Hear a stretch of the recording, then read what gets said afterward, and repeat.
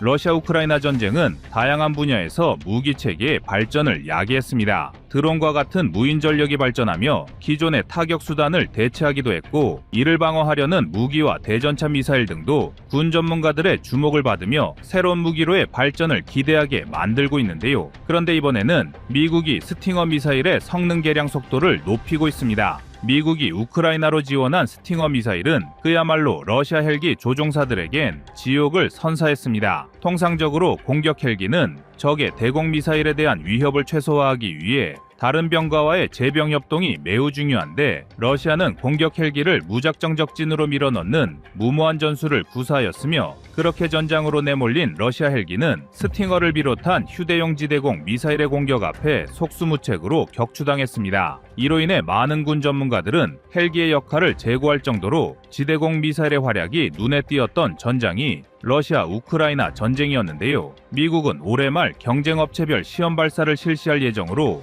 레이시온과 로키드 마틴 등 미국을 대표하는 방산업체가 참여하여 스팅어를 대체할 신형 미사일을 공개할 전망입니다. 그리고 미국이 이처럼 새로운 무기 체계를 고민한다면 한국도 기존의 무기 체계를 점검하고 성능 개량 방향을 고민할 필요가 있습니다. 그래서 준비했습니다. 오늘은 스팅어의 후속 미사일을 준비하는 미국의 상황과 한국군의 휴대용 지대공 미사일 전력에 대해 알려드리겠습니다.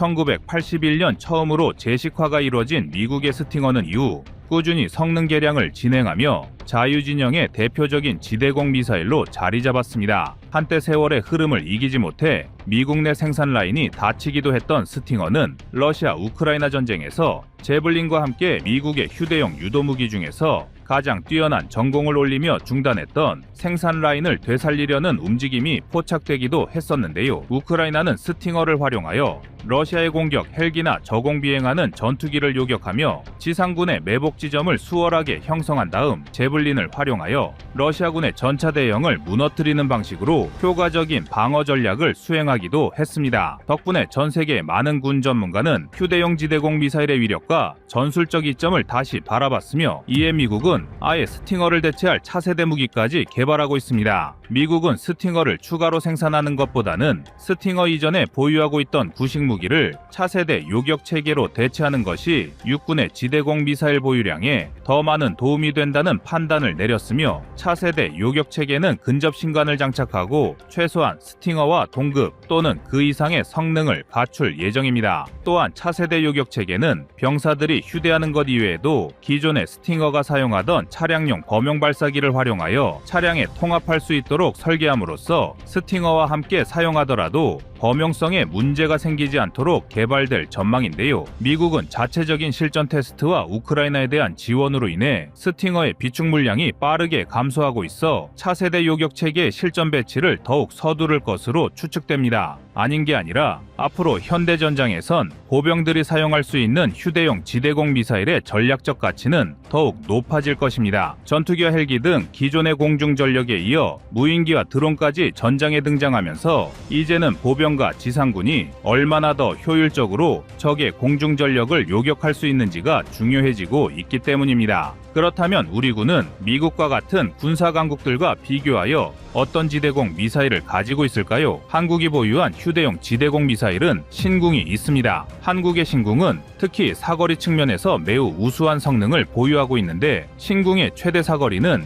약 7km 수준에 육박하여 동급의 지대공 미사일 중에서는 가장 뛰어난 사거리를 자랑합니다. 신궁의 경쟁자라 할 수 있는 스팅어가 약 4.8km, 프랑스의 미스트랄이 약 5.3km, 러시아의 이글라가 버전에 따라 외서 6km 내외의 사거리를 형성한다는 것과 비교하면 신궁의 사거리가 뛰어나다는 것을 쉽게 알 수 있는데요. 지대공 미사일의 사거리는 전략적 관점에서 매우 중요합니다. 최근 공격 헬기들의 트렌드를 살펴보면 장착하는 미사일의 사거리 연장에 굉장히 많은 신경을 쓰고 있는데, 이는 지대공 미사일의 위협과 밀접한 관련이 있습니다. 흔히 드론의 발전으로 인해 헬기가 소용없다고 주장하는 사람들이 많지만 사실 헬기 무용론이 등장하게 된 가장 큰 이유는 드론이 아닌 휴대용 지대공 미사일의 영향이 큽니다. 드론은 오히려 헬기에게 무기력하게 격추당하고 있지만 지상에서 날아오는 미사일은 헬기의 생존성을 크게 위협하고 있으며 이 때문에 러시아 등 실전을 치르고 있는 나라들은 휴대용 지대공 미사일보다 훨씬 더 긴 사거리의 공대지 미사일을 헬기에 장착하고 있습니다. 적의 미사일 위협에서 벗어난 상태에서 헬기의 공격력을 극대화하려는 전략인데요. 반대로 말하자면 휴대용 지대공 미사일의 사거리가 조금이라도 더 길다면 아군은 효과적으로 적의 헬기나 공중 전력을 상대할 수 있다는 것을 의미합니다. 여기에 더해 신궁은 근접신관을 장착할 수 있다는 것도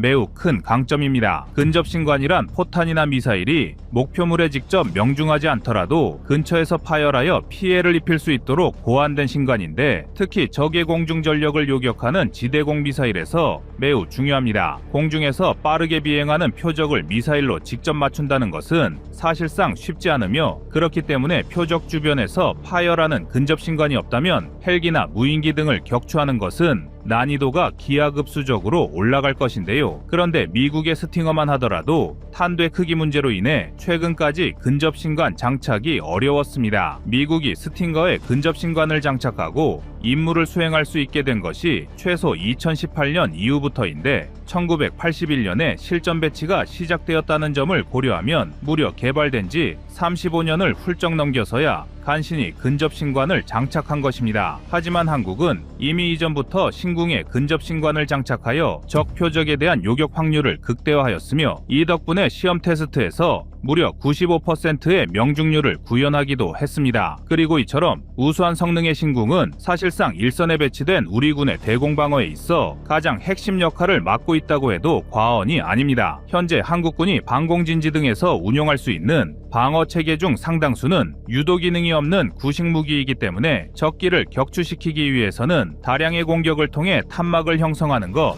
이외에는 달리 마땅한 방법이 없습니다. 이는 비단 한국뿐만 아니라 유도 기능이 없는 무기를 보유한 모든 군대의 숙명인데요. 또한 신궁 이외 그나마 방공부대에서 활용할 수 있는 방어 체계는 천마 미사일 정도가 유일한데 천마 미사일은 궤도형 차체에 8발의 단거리 지대공 미사일을 결합한 형태로 소규모 부대에서는 별도로 운용할 수가 없는 형태입니다. 결국 하위제대에서 적의 헬기나 무인기 등을 상대하기 위해서는 가장 효율적인 무기체계가 신궁 2라 할 수 있으며 그렇기 때문에 일선에 배치된 우리 군에게 신궁의 전략적 가치는 결코 낮지 않습니다. 그런데 한때 우리 군의 신궁이 심각하게 신뢰도가 추락하는 사고를 겪기도 했는데요. 2018년부터 2021년까지 3년간 진행된 신궁의 실사격 훈련에서 85발 중 20발이 사격에 실패하여 신궁의 작전 성능에 빨간불이 들어왔다는 주장이 제기된 사례가 있습니다. 하지만 그 내막을 자세히 들여다보면 사실 신궁의 성능으로 인한 문제는 전혀 아니었다는 게 뒤늦게 밝혀졌습니다. 당시 조사에 따르면 사격에 실패한 미사일 중 실질적으로 미사일에 문제가 있었던 것은 극히 일부에 불과하며 전수조사 결과 특정 제조일에 제작된 미사일에 문제가 있어 차후 조치가 완료되었습니다. 그 외에는 미사일 자체의 문제보다는 일부 초급 간부들의 역량 부족 등 외부 요인으로 밝혀져 신궁의 성능에는 이상이 없다는 것이 입증되었습니다. 물론 특정 제조일에 제작된 미사일에서 문제가 있었다는 점은 되짚고 넘어가야 할 사안이지만 정확한 조사와 인과관계를 확인하지 않고 무작정 신뢰도를 떨어뜨리는 지적은 한국의 방산 수출과 기술 발전에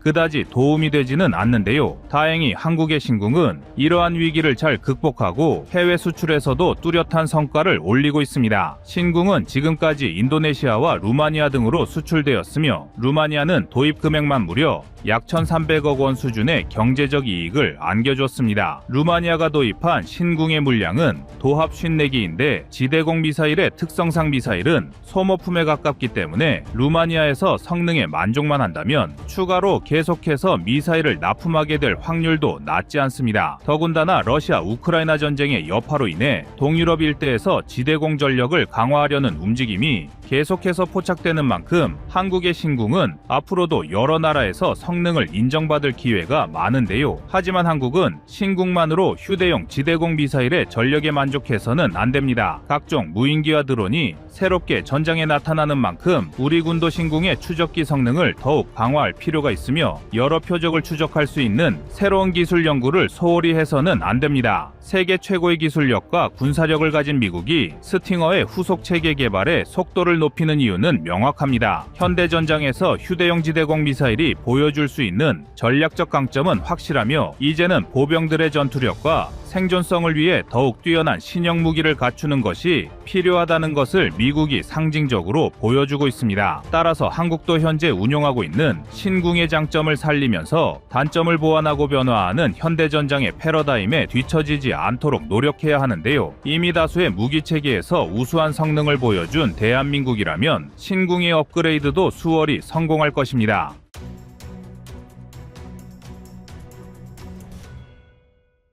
다음은 25년 2월 8일 한국군 스위치블레이드 영상입니다. 우리 대한민국이 특수작전부대를 위해 도입을 고려 중인 자폭드론은 러시아 우크라이나 전쟁에서 성능을 입증한 스위치블레이드입니다. 스위치블레이드는 크게 입마살상용으로 사용할 수 있는 스위치블레이드 300과 대전차용으로 사용할 수 있는 스위치블레이드 600 등이 있으며 두 모델에 따라 성능 지표는 다소 차이가 있지만 스위치블레이드는 최대 시속 160km 이상으로 비행할 수 있으며 최소 10km 이상부터 최대 40km 수준의 범위까지 작전 영역을 가져갈 수 있습니다. 여기에 더해 표적 성질에 따라 일반적인 작약탄두부터 텐덤 성향 작약탄두 등을 장착할 수 있어 다양한 표적을 손쉽게 무력화할 수 있다는 장점을 가지고 있으며 드론에 장착된 카메라를 활용하여 영상으로 지령 유도를 사용하거나 GPS를 활용한 정밀 유도가 가능하여 공격 시 오차 범위를 최소화할 수 있는데요. 또한 전기 모터를 사용하기 때문에 비행 시 소음을 최소화하여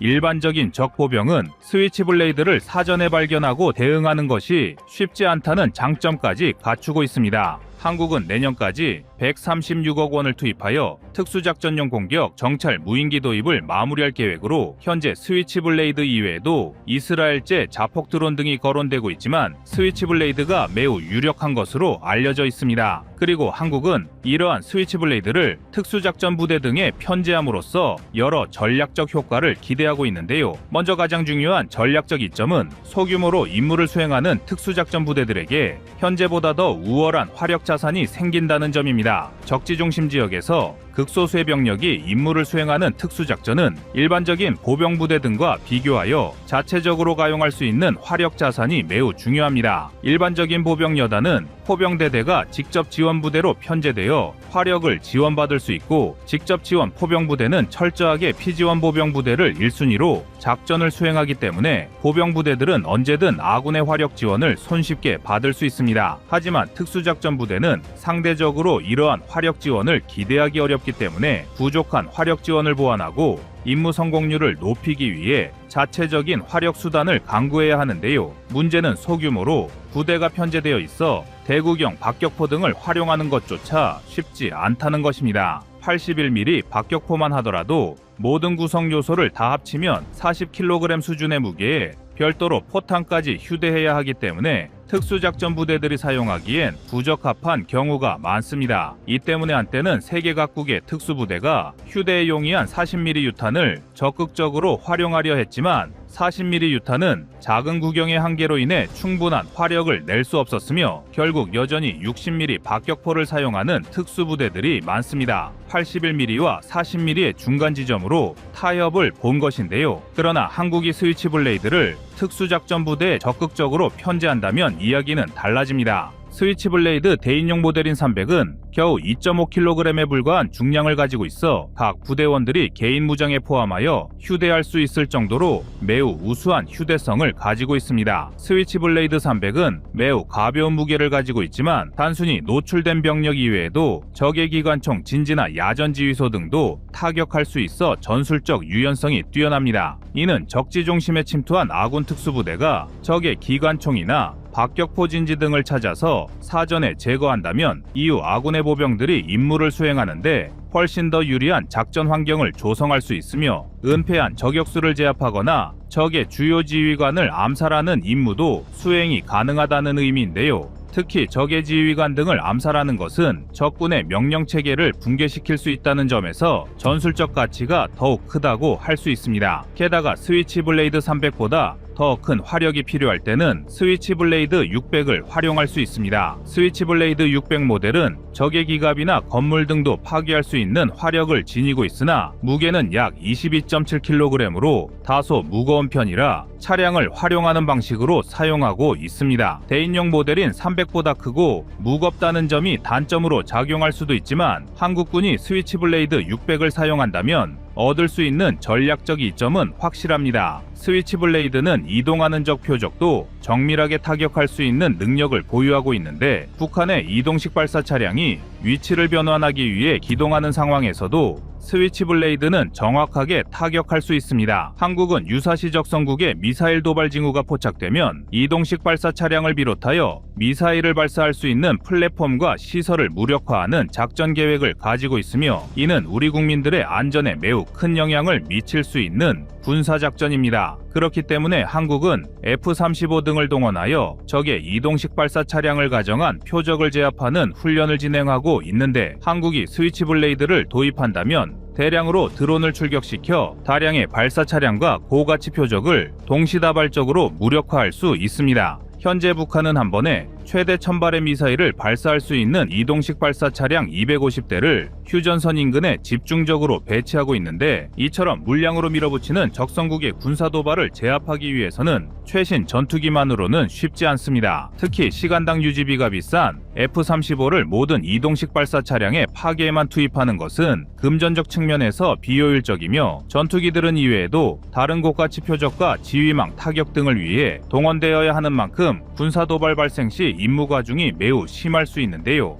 하지만 한국이 저렴한 가격에 대규모 물량을 앞세울 수 있는 스위치블레이드 600을 전면에 투입하여 동시다발적으로 적의 이동식 발사 차량과 장사정포, 방사포 등을 무력화한다면 훨씬 적은 비용으로 적성국의 도발 의지를 분쇄할 수 있습니다. 이처럼 한국이 스위치블레이드를 도입하여 특수작전 부대 등에서 활용한다면 한국은 적의 미사일 발사 장치 등을 지금보다 한층 더 손쉽게 무력화하고 아군 보병이 잡기 힘든 기관총 진지, 박격포 진지, 저격수 등을 일시에 제거하는 전술적 효과를 얻을 수 있습니다. 하지만 한 가지 아쉬운 점은 결국 국산 드론이 아직도 전력화되지 않고 있다는 점입니다. 스위치블레이드 이외에도 실제 전장에서 효과를 입증한 다양한 드론을 수입하여 전력화하는 것도 중요하지만 궁극적으로는 우리 군이 자체적으로 각종 드론 전력을 보강하는 것도 매우 중요한데요. 자폭 드론은 그 어떤 무기 체계보다도 국산화 체계를 갖추는 것이 필요한 무기입니다. 현재 러시아 우크라이나 전쟁 등에서 보여지는 대다수의 드론은 사실상 소모품에 가깝습니다. MQ-9 리퍼처럼 다량의 미사일과 폭탄을 장착하고 임무를 수행한 후 기지로 귀환하여 계속해서 추가 임무를 수행할 수 있는 무인기도 있지만 상당수의 무인기는 자폭 같은 방식의 공격을 통해 적을 타격하기 때문에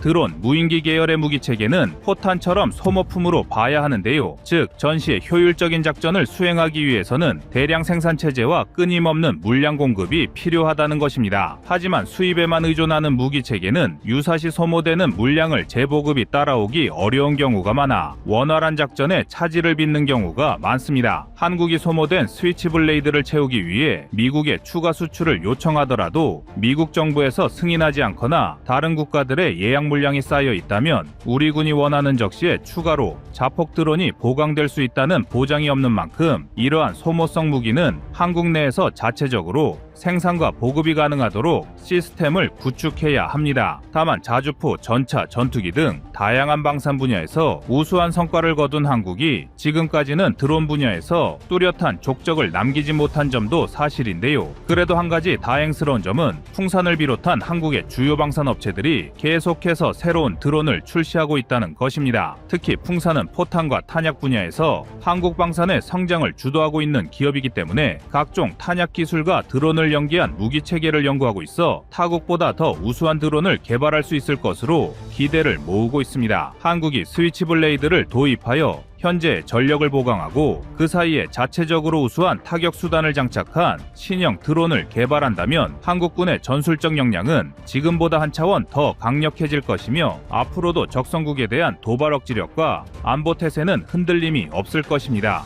이상 꺼리튜브의 두 번째 미션이었습니다.